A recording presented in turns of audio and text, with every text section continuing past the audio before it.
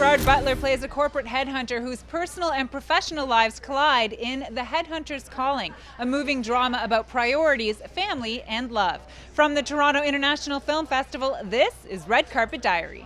What did you like about this character? In the beginning, he's maybe not so likable. He's a little bit ruthless, but he goes on a journey, doesn't he? It's an incredible journey that he goes on.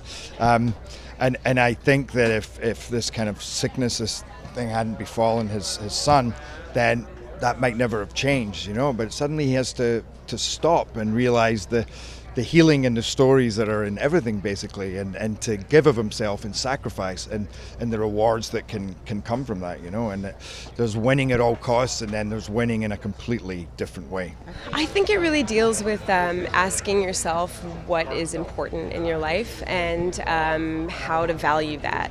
And so, I mean, no matter what your job is, whether it's like this kind of thing or teaching or nursing, or like whatever the profession is, I think there's always there are always demands in all spheres of your life, and so it just sort of asks what is important and how do you prioritize that realistically. It's the juxtaposition of the boiler room environment and the emotional story of Jerry and his family, of the character that Jerry plays.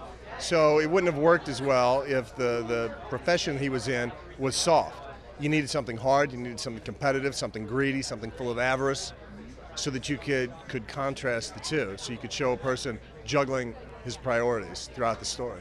I think it's a relatable story. People can relate on the job front, because he's a headhunter, obviously in the title, and so I think they can relate to having a job, wanting a job, losing a job, wanting a better job.